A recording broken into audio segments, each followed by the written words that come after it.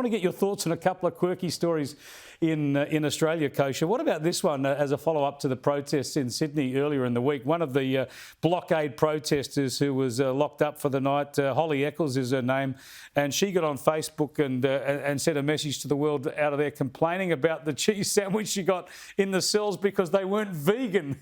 Do we need vegan diet menus in our holding cells?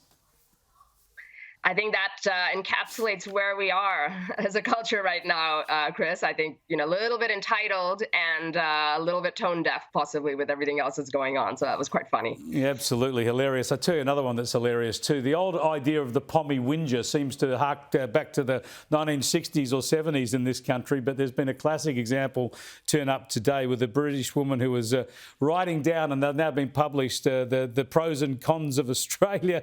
And I've got to say, the pros for Australia looked a hell of a lot more enticing than all the pros for Australia. But controversially, this woman has said that Australia's boring, lacks history, rubbish supermarkets, bad chocolate, bushfires. Well, I can't do much about that, I'm sorry. And apparently everything here wants to kill you. But I think calling the country boring is a bit rough when most of her pros talked about the wonderful sunshine, the higher wages, the jobs, the education, the opportunities, yada, yada, yada.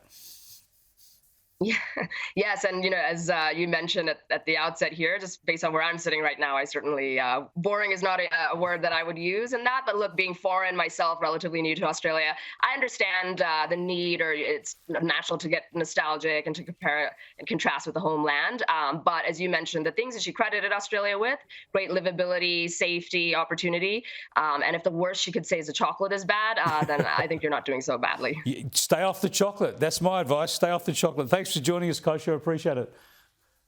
Thanks, Chris. Kosher Gata there from Mount Buller up in the Victorian ski fields. And any Poms, if you think it's boring here, go over to England where the sky's about a metre off the ground. That is boring.